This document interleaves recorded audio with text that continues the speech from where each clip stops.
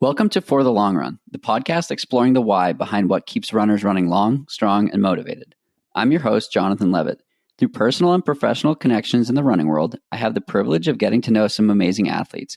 I've always been fascinated by the psychological aspect of running, and this podcast is aimed at exploring this and much more. I hope you enjoy. Welcome back. I have Brianna Sacks joining me on the podcast today. Brianna, thanks so much for taking some time to chat. Yeah, thanks for inviting me, and glad that we're in the same state. Finally, and we've got to get a run in together at some point. So the mic is turned around today. Normally, you're doing the interviewing and questioning. So let's kick it off with a question. Who is Brianna?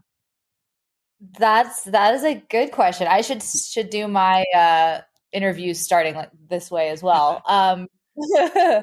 I am a ultra runner and reporter who just moved to Denver a few months ago from LA and just figuring it out. I work for BuzzFeed News and I cover everything. So when I'm not like ultra running, I'm doing ultra reporting is what I would describe it as. That's awesome. Yeah. You've covered some interesting world events in the last few weeks, but the story of how we met is like my favorite part about the trail and ultra community. We were at a shakeout run for North Face 50 in 2019, and it was Justin Grunewald's birthday. And I don't remember exactly how we got connected, but you mentioned that you were friends with Rob Krar and you'd heard about Inside Tracker, and we were best friends from that moment on. That's right. I was there doing some social media for the race. So I was so intimidated at that run. I was like, oh my gosh, I like have no idea how I got here and how I'm running with these people, but okay. And I mean, to set the stage, a little bit, it was like Brianna, myself, and like 8 professional runners. Yeah. I didn't even know a lot of them too. That was like the worst part. Like I was doing strides next to someone, and I like found out later she's like a professional runner who like goes on, I think, to win the 50 miler. And I was like, Eo Wang. Okay. Yeah. Yes. So I think that's probably why I think there were donuts involved and we started talking and I was like, as I'm eating a donut, I'm probably like, I totally was working on my nutrition. That's something I need to get better at. It was fascinating. It was, that run was beautiful. We went to, I forget the name of the trail, but it was in Marin and it ran to the ocean, and it was on the 50 mile course. It was part on the course. I think it was like mile like 25 aid station is where it started. Yes. And it was Justin Grunewald's birthday, Mario Frioli, Billy Yang, Sally McRae, Eo Wang, who, yes, she won the race, and a handful of others. And then you, me, and like one other guy who were just like hanging out and like trying not to get dropped on a Friday morning shakeout. Right. But I think, and that's like, talk about things that we miss. Like that's the community, and that's the piece that I miss most in 2020 and 2021. So hopefully that vibe can come back at some point. But enough lamenting on times past. But lamenting and reminiscing. Reminiscing is a better word. Yes. So to take it back a few steps or strides, do you remember your first run?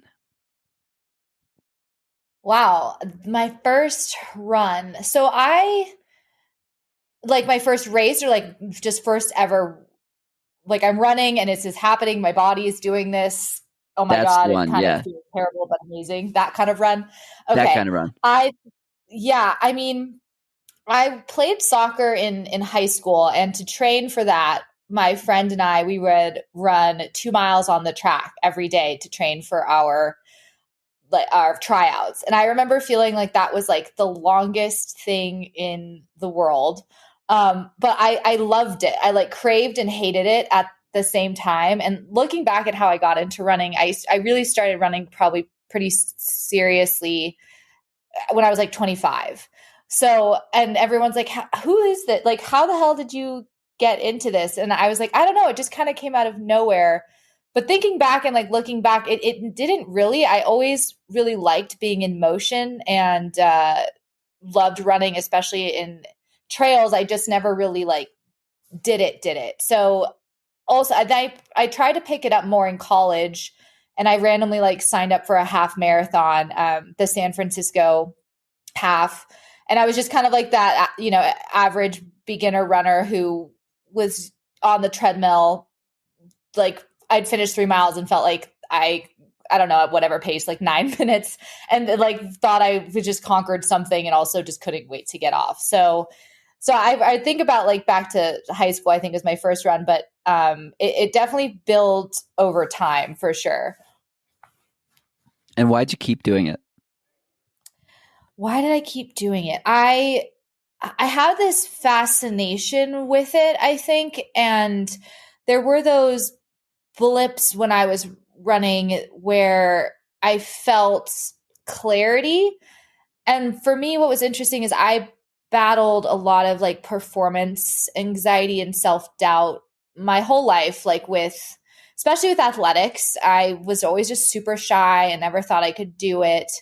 And I had that way with running too, even with my teens and early 20s, where I would get anxious about running with other people because I thought they would be so much faster than me. And I think I just like really wanted to conquer that fear and anxiety and like conquer myself in a way. So, and at the same time, I think I learned that my body really loved it. I just didn't know it at the time because I was so in my head about how freaked out I was that like I couldn't do it as I was doing it, if that makes sense. Yeah, it does. I think it's like one of those things where you want to like prove to yourself that you can do it. So you just keep doing it, right? Yeah, proved. And then once I would do it, like I remember finishing that half marathon and it was like I felt like I don't know, like it just another version of myself. And that was so empowering and just like the concept that I ran 13 miles, right? Like that to me at that time was like I didn't know anyone who'd run that far.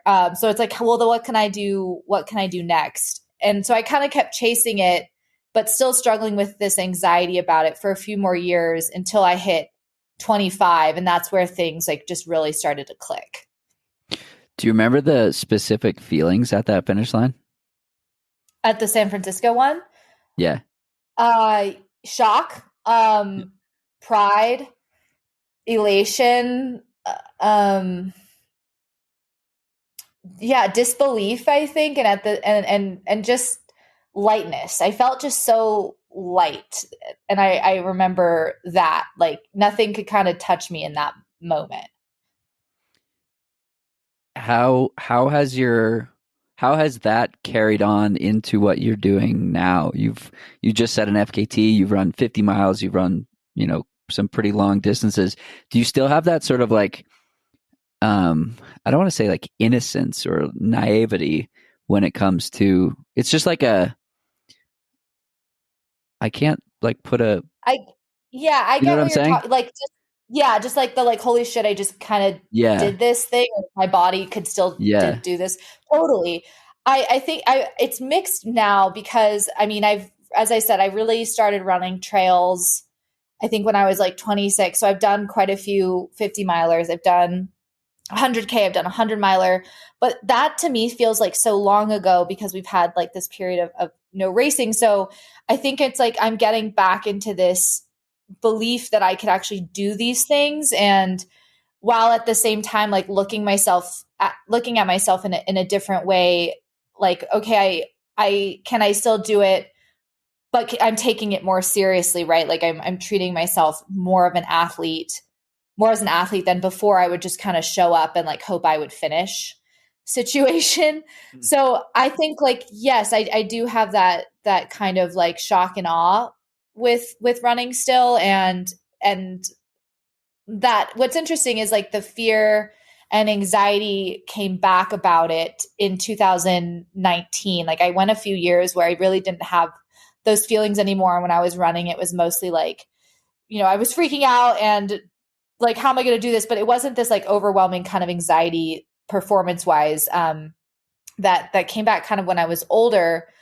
So I've been kind of like getting refamiliarized with that, and also learning to how to face that at like with all the like experience under my belt. And like I think that like, the mind with running is the most fascinating and frustrating thing for me. Because I just never know like what direction it's gonna go. Yeah, I think that's the part that I find the most fascinating, and it is why I started this podcast, because I think that anybody can run a marathon, but I don't think that anybody can run 100 miler, and you have to be in this headset or mindset and mental place of like curiosity, like can I do it? Can I finish? Where, like I Yeah. said, anyone can run a marathon. If you put in the work, you can do it. You can complete it. You might not race it, but you can Right. you can run it. And I think that the mental aspect of ultra running, particularly the longer stuff, is fascinating. So I'm curious, um, if you felt that empowerment, you felt that passion and like feeling of life at the finish line of your first half marathon. How do you keep that going with your longer running and racing and FKT attempts and whatnot, so that you can put yourself in a position to have a good day? Uh, I think I mean, this sounds terrible, but a lot of the times I start these finish lines and I'm so incredulous and like I have so much self doubt, even if it's a distance I've run before that I can do it. So it's kind of this journey with every race and every run, like every mile, confronting myself, and when I overcome like those hurdles in my own body and like my own being, when I get to the finish line, it makes it just so much sweeter, I guess, because it's kind of like, not only has it been this physically arduous endurance event, it's also for me kind of like this kind of battle within myself of like, who am I really as a runner, and who do I think I am kind of trying to do this versus like the core of myself who knows that I can do this and who knows that I can do it well. And like when I finished the FKT, like I think that's honestly like one of the proudest and like just like warmest feelings about myself that I've ever had, because I knew that I really like, I don't know, that I just like really put it out there. And at the same time, like I wasn't like dead at the end, and I had stopped 10 days earlier because my hip was hurting, but it was a lot of it mentally. Like I just freaked out and like didn't think I could even finish the race or the run. And I wasn't even going for the FKT. I just wanted to finish the backbone, which is it's about 68 miles. So I stopped at mile 48, and I was just devastated. Like I was so sad that I had taken that away from myself. And I knew in that moment, like in my bones, that this is something that I really wanted to give to myself. And I was the only person really standing in the way of it. So when I finished it the second time, like 10 days later, it was like doubly sweet because I had kind of come back to battle myself. And I think then that was like the most important thing. And so not only did I battle myself and I overcame, whatever I was going through, but I also set a new record, which was something that like that wasn't really the goal of it. But it just was kind of confirming what I can do once I kind of let my own walls down and am able to just click in with who I am as a runner. I love that. I think the the finish of at you know before 50 and then having that stoke the fire for 10 days later to light it up and not just complete it, but do it faster than anybody else is awesome. Where did Thank that you. come from? Where did of course, where did the desire to do something like that come from? To do backbone? Yeah. I was thinking about this too, and it's a point to point starts in the I don't know if you know the area, but the Palisades at Will Rogers and ends like on the outskirts of Malibu. So I grew up out there, and I mean I obviously didn't know about the trails at the time because I wasn't running, but it's just always been this thing that I wanted to do, and I also covered the fires in 2018 that really ripped through those mountains, the Woolsey Fire, and ripped through the home where I grew up. So that was like another thing. It's just like those mountains have gone through a lot, and like I've seen what they've endured, and that was traumatizing. And then also my first ever 50K that got me hooked on running trails and ultras was Ray Miller, and that's like around that area. And the first race I ever won, which was the Ray Miller 50 miler, was also in that area. So it just was this thing that it meant a lot. And it's also just a bitch. Like it's like it doesn't see it's just like exposed, and it's rolling, and it's just like it's a feat. So I had been mulling over the idea, but I didn't think that it was something I could pull off.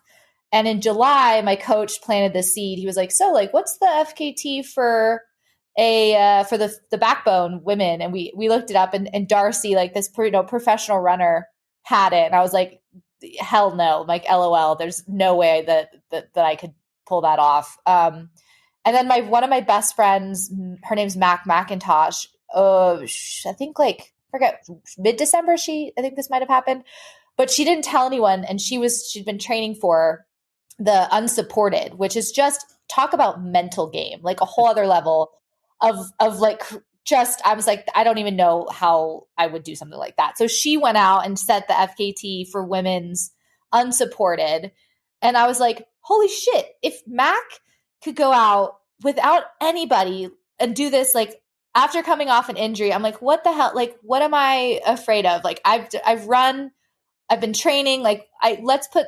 put these miles somewhere. And so I literally, this is like the most Brie thing. I got back to LA, and then we'd been thinking about it, but like put it off the table. And then I texted my coach, and I was like, I have a really dumb but kind of awesome idea. Like, what if I did backbone in like a week? And he was like, this is so stupid. Yes, of course, let's do it. So I like threw it together. I texted people to help me literally like 24 hours before I was supposed to go do the thing. And that's how it came to be. It was a very Brie like kind of thrown together, but it worked out. That is awesome. What were you thinking of as you were lining up to get it started? I was nervous as hell. Like the first time I felt totally unprepared and stupid and like stressed, and then I had to remind myself, because I don't know about you, but like I forgot that those were normal feelings Yeah. before you put yourself through something. Like it's been so long, right? That like we've towed the line at something that we're afraid of. And I had to remind myself that this is a good thing. This is like, I'm about to get out of my comfort zone, and that's like an important process.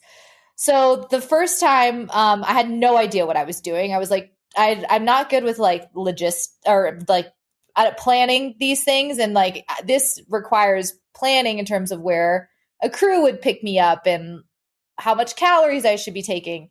So I totally screwed up the calories and everything the first time, but the second time it was, I kind of was like, the less is more.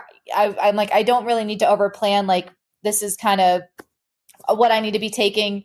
Just show up at these spots and like, let's just kind of run and then not overthink it. So so the second time was definitely better. And I don't know about you, but I also really discovered the power of visualization, which I had never really done before with running or races. I don't know if that's something that you practice mentally. Yeah. So for that race that we met at, that was a tactic I used in training.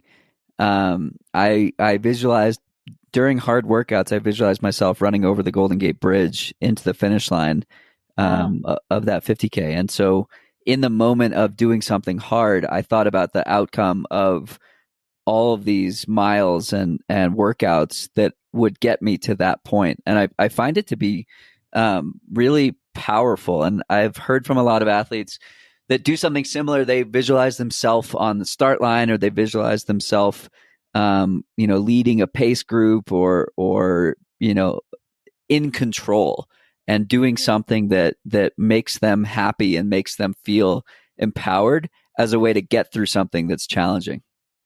Hmm. Yeah, I the control thing I think is big because a lot of like that's I think the scariest part for me is feeling like I would be out of control. Us type A personalities. I'm a type A asterisk because I'm like totally disorganized, so I'm not a real type A. Me too. Yeah, I'm a faux type A. But so the visualization is not something I'd ever done before, and I don't know why, but after doing the first time, it was all I could think about. Like it was like this had sunk into me in such a profound way that I was just thinking about this trail all the time and visualizing myself going over these going up these switchbacks and like knowing which hill was going to suck and like just thinking about it all the time and that was really big for me. Like that was kind of I think something that I'm so happy I went through the first time, as heartbreaking as it was, because it really showed me how how like my mind can be really difficult and holds me back, but at the same time like can really, once I learn how to harness it, like it can be a very powerful tool. And so now that's something like what you said with the hard workouts. Like I also freak out about hard workouts, so I will definitely like now try and do that, picking a race or something that I'm focused on and thinking about it while I'm also crying on the inside.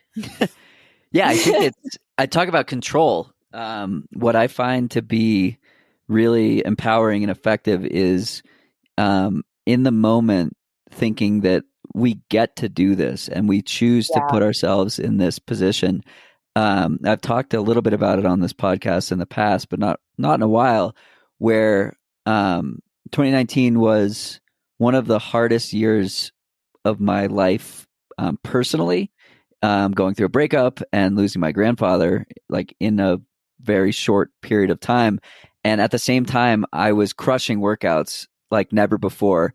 And it led to a 20-minute PR in the marathon. And I was just like, I was so consistent in running and so like brutal on the life side that I would look at these workouts as choosing pain and being in control of the pain and being able to say, okay, I've got 8 by 3 minutes at um, fast effort. This is going to hurt, and the seventh and eighth reps are going to feel like death. But I get to do this, and it's like I'm having flashbacks to that one workout where it was on the sixth rep, and I said out loud, "I get to do this. This is going to fucking hurt. Let's go." And it's like reframing um the stress and the discomfort into something positive and controllable that I found to be like wildly empowering, particularly when you have no control over what's going on in your life at the time. Yeah, that's really beautiful. And I so admire these athletes who, because I don't view myself as this way, and I maybe I just need to reframe in general, but I don't view myself as someone who's like good at running into pain, even though I do all that's why my coach was like, are you on drug like you like ultras, like what are you talking about? And Yeah. I was like, I think that's like it's like a buildup of pain versus like these fast things that freak me out. But yeah, the getting to do that was big too. And when the life is really brutal, I tend to sometimes let that seep into my running, and I'd like to learn and get better at trying to actually harness the emotional and mental taxation or pain or whatever I'm going through, and use it as fuel. I think that I'm always so inspired when I read stories like that, and I've had it in a few instances, but I would love to get better at doing that. So I think it's an interesting topic, right? Like enjoying pain. I did a podcast with Sabrina Little, who is a professional runner and philosopher, and I was like, you are the perfect combination for a guest on this podcast. Like, talk to me Yeah. about the why and the mental philosophy you take to locking in and enjoying pain. And she's like, I don't enjoy pain. Nobody likes pain. It's painful. Right. And I was like, oh, okay, that's interesting. And so her take on it was, it's about the, like, how much can you get out of yourself, and how good can you be, versus like how much can you endure and how much can you hurt. And it's more about the sort of like ad-libbing her answer here, but it's more about the, like, where does your mind go and where does your body go when things get difficult? Is it something that you back into a corner and that's that, or you rise to the occasion and push on? And Yeah. I think that it's a slippery slope, because once you go one way or the other, that's all you'll ever be, or it's easier to continue in that direction. I forget who said it once, but they said once you DNF once, it's easier to DNF the second time. And once you persevere through something hard, it's easier to persevere through something hard a second time. And then that has carryover into life as well. Yeah, that was a big lesson for me. 2019 was also really hard. I mean, 2018 to end of 2018 through 2019, I just really burned out. And I didn't also really understand how much trauma affects the body if we don't deal with it. And just I can kind of push and go. And my work during those years, I covered like 5 or 6 wildfires, hurricanes, like a lot of Trump rallies, a lot of school shootings, and I would just go from one thing to the next, and also pushing myself on running and just not sleeping enough and like not eating the way I should be, and just was like living one of my best friends, Derek, he's like, you just like to burn the candle at both ends. And I had this kind of invincibility complex. And then after I got back from covering Paradise Fire in like, I think that was, the end of 2018, I just couldn't get out of bed. And I was like, what's wrong with me? I just like couldn't run. I couldn't do anything. And I had realized I like just burnt out. And after that, that's kind of when my fear and anxiety came back with the running. And I DNF'd almost every race I signed up for in 2019. And it was like, as you said, this slippery slope. And but one thing I noticed about myself is like every time I would DNF, like I realized like how much I wanted it, and I would come back and try it again. And usually I would do really well. Like that race that we met at the North Face, I actually DNF'd that one at mile 25, like the exact same spot where we met and did the that shakeout run, because I was just freaking out that there's no way I could do what I wanted to do, even though I'd run that race like 2 or 3 times. And I was so devastated that I signed up for the Ray Miller 50 like 2 weeks later. And I went back and I was running, and it was like the same kind of like I kind of describe it as like a claw, like that just comes into my brain and just like takes hold of everything.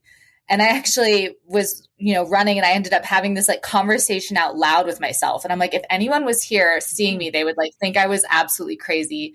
But I kind of like gave the voice like a name and was just having this conversation with it. And I ended up winning that race. And that was like the first race that I had ever won. And so, again, like talking back, like circling back to that kind of like what fuels us to keep going at these finish lines is just that the knowing that I like didn't give up, even though, I was dealing with the same kind of mountains in my mind that had made me quit like 2 weeks earlier. So I would kind of do this pattern of like quitting and like taking these opportunities away from myself. And then like just coming back and putting myself right back into it and forcing myself to just get through it. And again, like reminding myself that I want to do this. And there's a reason why I keep chasing this and trying to, I don't know, put myself through this pain. And I think it is because I do have a fascination with trying to like be more comfortable with pain and like see what really lies beneath the disbelief, I guess, if that makes sense. Yeah, there's a lot to unpack there. I have a lot of questions on you. where are we going to go first. I have a lot of questions on the like how your job plays into this and what the stuff that you've seen and reported on.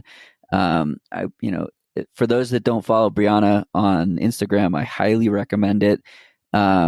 She's done some incredible reporting from Trump rallies and Washington D.C. and all across the country, and like really like getting into like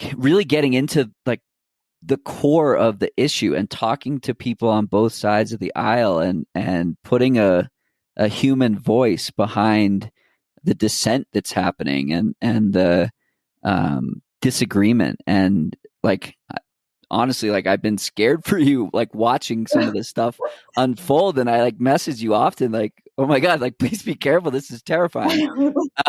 So I can't imagine like dealing with that firsthand if it's like giving me trauma watching it through Instagram. But I want to dive back into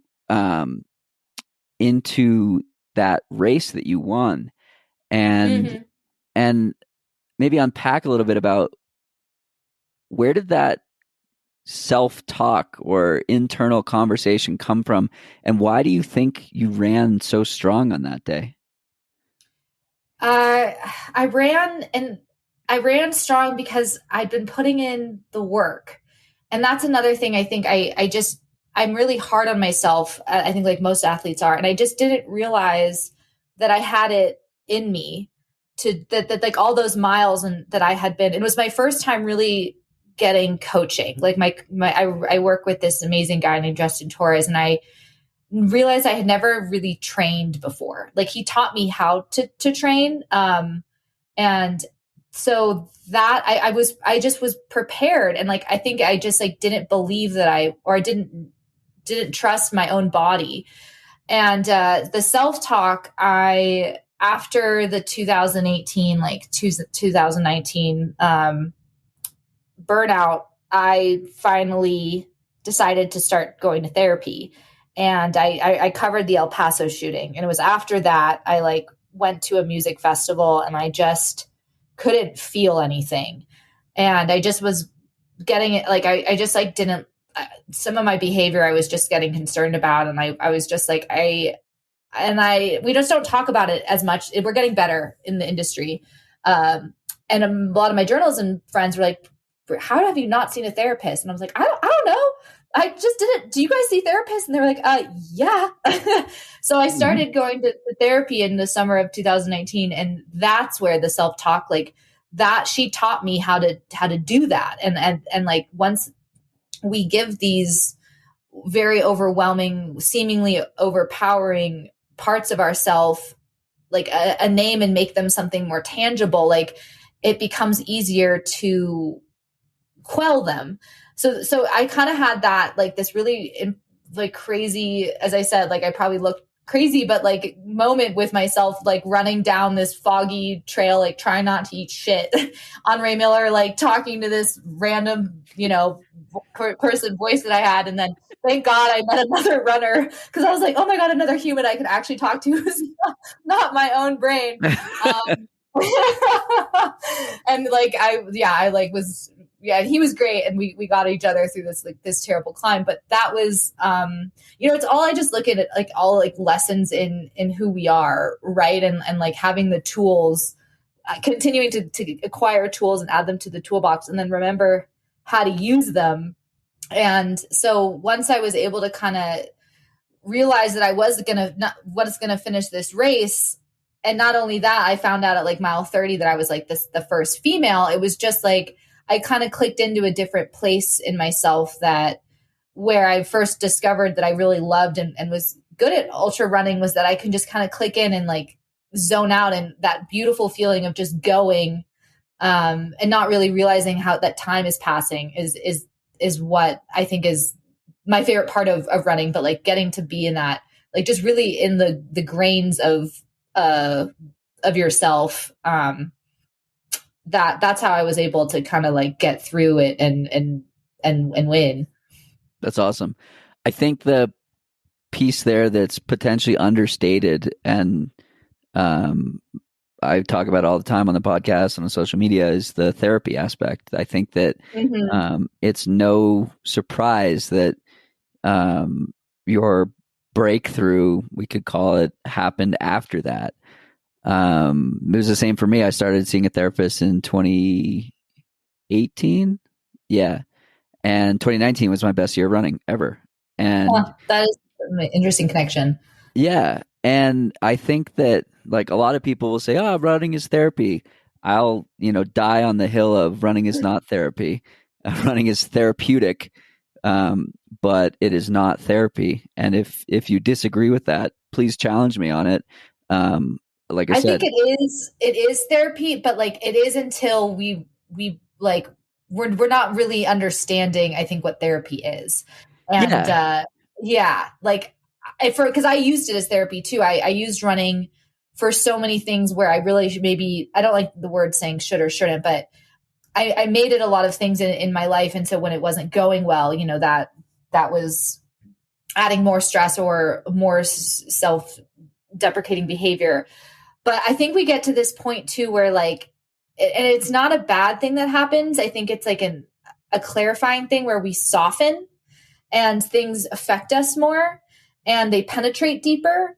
And I used to think that that was like a sign of weakness, that like there's something wrong with me, that I was feeling these things, or I couldn't get myself to do this 12-mile hill workout because I had a really shitty life event happen, and like, what the hell? Like, and then realizing that those things are so intertwined.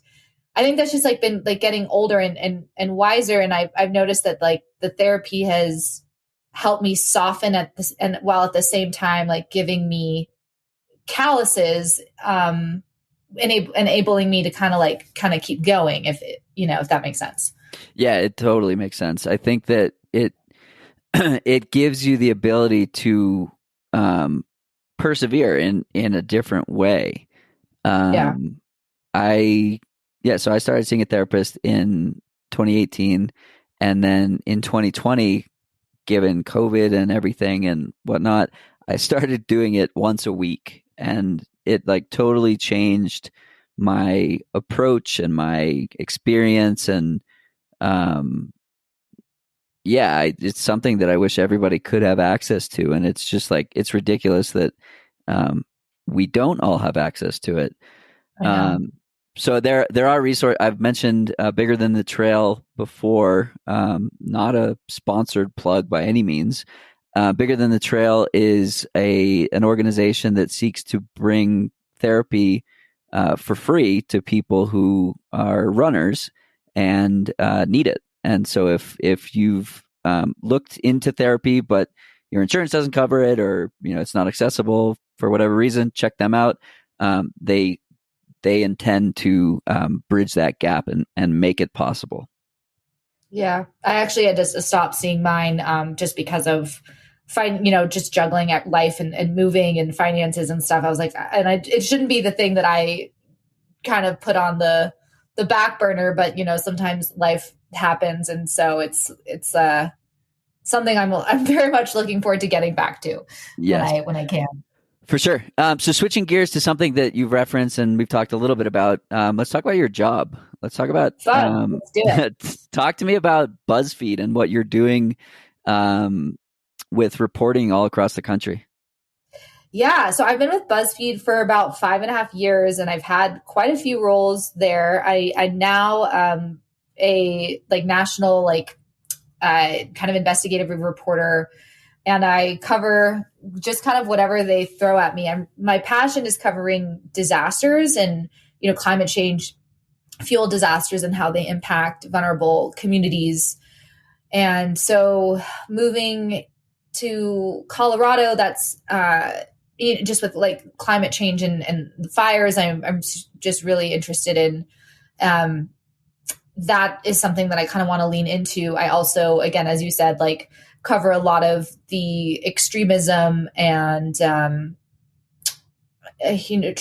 kind of the new Trumpian political world that has emerged. I am been I've been to more Trump rallies than I can count all over in like rural areas of Michigan and California, Arizona.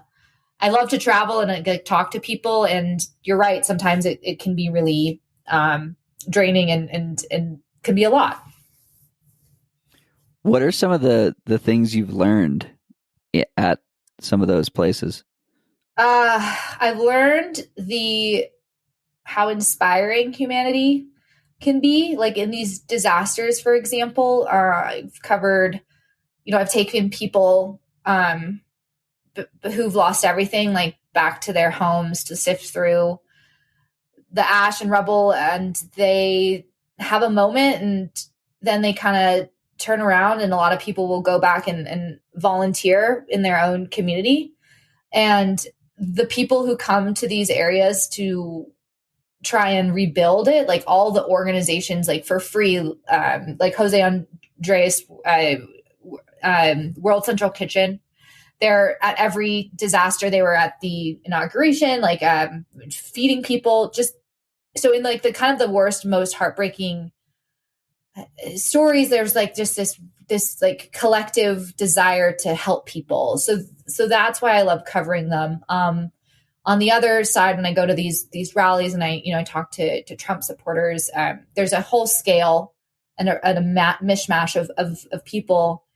And I think that that's the thing to remember is a lot of the time that these people are people and they have jobs and they have kids, like, they just want to be able to put food on the table, and they believe that, that the former president, like that was the person to do that for them. And with all this, just the online Facebook communities, I think just like we forget that like a lot of the people at these events, that they're just people who they just want to be seen and heard, and they're afraid of not getting to retire. And so I think it's like that's been just really eye-opening to me is looking at like people are like, how did we get here? And it's like, well, like systemically, like these people have felt left out or like not good enough, or for whatever, that they've leaned into these worlds, and talking to one another is really big. I've definitely been at events where, I don't like using the like both sides kind of like terminology, but people from other opposite ends of the spectrum have gone at it and had conversations, and I've like recorded them, and they can be very petrifying and terrifying, and at the same time, like sometimes these people get somewhere and it's pretty amazing, and you're like, man, if we could just do this at mass scale, like we wouldn't really be where we are. So I don't know, I think being on the ground in places that like, we don't think we understand or that make us uncomfortable, like just like running, like putting yourself out of your comfort zone and talking with others who you think you'll hate or won't agree with is really important.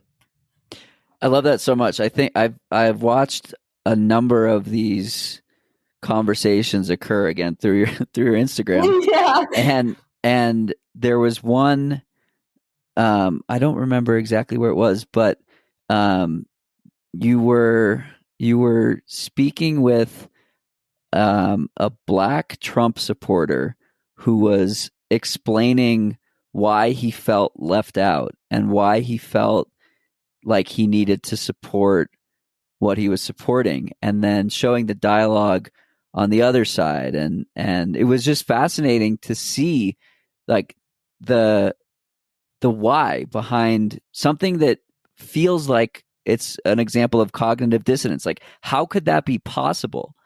Yeah. And then seeing how it is possible. And ahead of the election, I was challenging my followers on social media who were either undecided or wanted to vote one way or another that was different than how I wanted to vote. Like, I asked some questions, and it was just fascinating to understand how women could vote for him, or how Mhm. these experiences that intuitively don't make sense. Um, how it became possible, and then I had this conversation maybe a dozen times, and people were approaching it like, I want to change my mind, but I can't. Hmm. And it was, People like who wanted to change their mind about who they were voting for, or like change yeah, their mind about people on. Okay, got it. yeah, like a woman who voted for Trump in the past and who wanted to vote for him, who was planning to vote for him again or not vote, um, but really didn't want to, and was asking for help, essentially. Like, how do I rectify having a female vice president?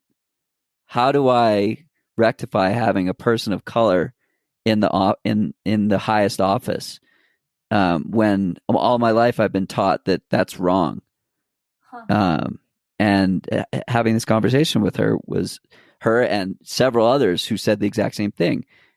It was fascinating, and so much of it is just ingrained for religious reasons, or um, patriarchal reasons, or any of these, like, really really ingrained, like, taught to you from the beginning. It's fascinating. Like, I grew up in a, I don't want to say like sheltered environment, but like upper middle class. I didn't really have to deal with anything, and um, this it's like opened my eyes to, like, or talking with people all across the country in different socioeconomic statuses and whatnot, and like, there's so much out there beyond our own little bubbles, and I think that you hit the nail on the head. The only way out of this is to have conversations and to talk with people who are different than you, and who you probably disagree with, and Yeah. don't want to agree with, even, or think they're wrong. Um, we're never going to get anywhere unless we can at least begin to understand the other side. Yeah, the tribe mentality is really strong, and also realizing like how afraid people are Yeah. to go outside of that, right? Or like lose their identity. Like we're raised, and like yes, we develop who we are as we get older, but a lot of who we are is because of how we're raised in the places we come from. And America is really fucking complicated and messy and starkly different. And so, and a lot of people like don't leave the places where they grew up. That's another thing, is Yeah. it's like, this is exactly like you were saying, like it's ingrained. And around them, things are changing like really fast. Like so many industries have just fallen apart, and you have these like kind of, these main streets with so many shops boarded up, and people are barely hanging on, and that's terrifying. And the country's changing, and people are afraid of that. And so that was just like another thing, is I try and have some empathy and compassion for, like, yeah, like they've lived their way of, certain ways, and they haven't, maybe left this place that all of a sudden is crumbling around them. And they have a family and they don't know what to do. They can't afford to move or XYZ. And that must be really terrifying. So yeah, I don't know. It's tough. And like, I'm so fascinated by what's going to happen, like in the midterms, and like the country just kind of like swings, back and forth, but at like just bringing it back to, my job, and just trying to cover that. And sometimes I go back and forth. I'm like, do I even want to be doing this? This is really mentally and emotionally exhausting. And like, like I could just totally find something else and like live in a bubble and like not really have to be so on the front lines with it. And maybe I'd be happier in as a person. I don't really know, but I am like, I do feel like a calling to do it, just like with running. It's just something that like I continuously am drawn to. Yeah, I love that. I mean, I think it's like it's hard work, but it's important work. So thank you for doing it, first of all. And do you think you'd be satisfied with something that's, a little more easy? I know, like I don't think so. I think like I like doing hard. My mom asked me this too. She was like, I worry about because she's like, you're actually like a really sensitive, like emotional person. I don't know if you remember this because you're probably dead inside at this point. Like, do you feel anything anymore?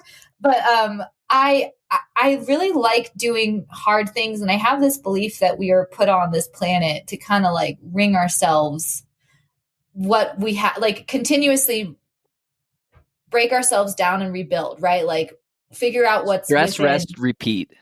Yes, exactly. Like do hard things, like live hard, and like have no regrets, like know what you're made out of. And so I don't think and I also am really passionate about telling people's stories, and especially people who are suffering. And I think that is something that like that satisfies me. Like I feel like purposeful when I'm doing that. And so yeah, even though it's hard, like at the same time, like it might drain and fill my cup simultaneously. So I really didn't lose anything. I'm like, my baseline is kind of always, but learning how to like recover myself, and refill my reserves has been something like in my I'm 31, like that I had to figure out. Like, otherwise I mean, I was falling apart. Like I needed to figure it out. I had to swallow my pride and be like, oh, I'm not invincible. Like I can't go cover a fire for a week and then like go show up to Trans Rockies 3 days later and do that. Like that was dumb.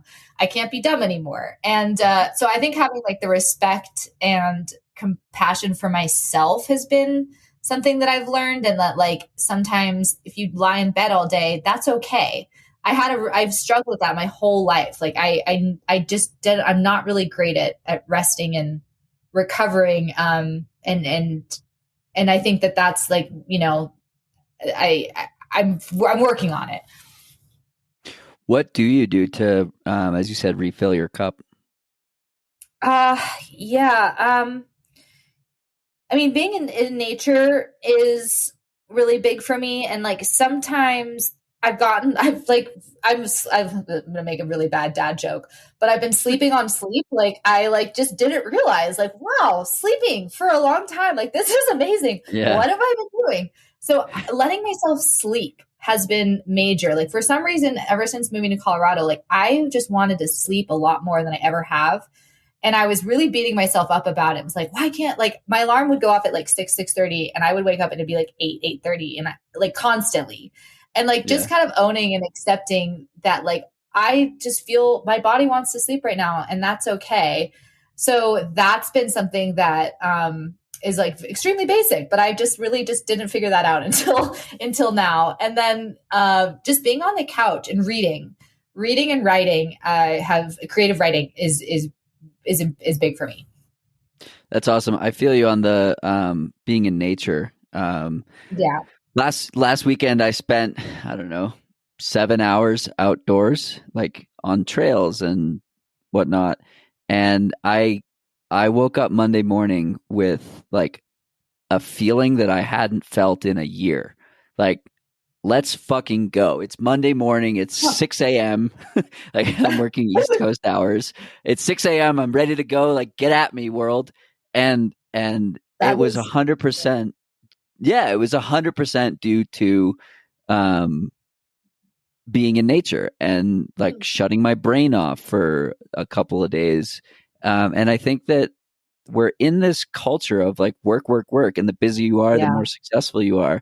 And I ran myself into the ground twice in 2020 and Hmm. like had to pull back dramatically on a few things. And I think that to get anywhere at anything, you just have to be consistent versus like overworking or overtraining. To put it as a running analogy, like that doesn't get you success and that doesn't get you long-term growth.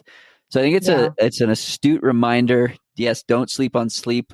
Do sleep on sleep. I don't know. Dad jokes are always welcome Yes. around here. So very cool. I could talk about this topic for another hour, but I know, me um, too. so I guess my last question is bringing it back to running a little bit, since I guess this is a running This is a podcast running after all. podcast. Yeah, I forgot Yeah, about that. Thank you for the it's a reminder. running meets life podcast, and it's, Yes. the intent is like, how Right. do we learn from running and apply it to life? But what do you know now besides the value of sleep that you wish you knew when you started running? Hmm.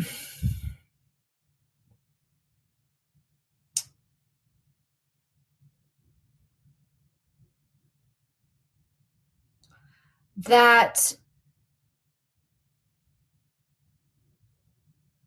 trust, I think. My one of my favorite concepts is like we're powerful beyond measure.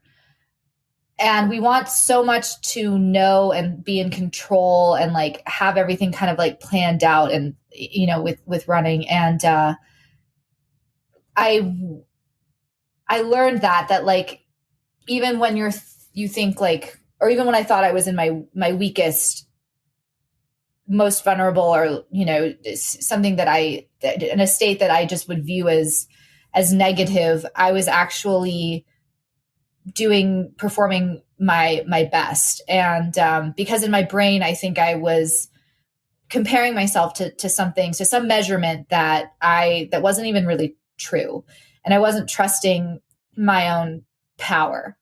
And so that's what I try and remind myself, is that like I'm powerful beyond measure, even though that's scary. That's like, that's the ego, whole fascination with the ego. But that's something I think that I've learned. Is that, if that makes sense, is learning that we can remove these measurements and trust what happens after we do that. I love that. Very cool. So if we're not for those who aren't following you on social, where can we find you? Oh, I am at Bri Saxy, Sacksy. And then on Twitter, which is my way more boring, like professional account, is Bri at Bri_Sacks. Awesome. We'll hope to see you on a mountain or trail or Yes, something I'll somewhere come soon. stalk you. Don't worry. We have to make that happen. Yeah, We're only a couple hours away, so I know. sounds good. All right. Cool. Well, Well, Bree, it's good to talk thanks to so you. much. Likewise. Yeah. Talk to you later. That's it for today's episode. Like many long runs, it's sad when it has to end. I hope you join in next week on For the Long Run. And in the meantime, happy trails. If you've enjoyed this episode, it would mean a lot to me if you shared it so that others can find it and enjoy it too.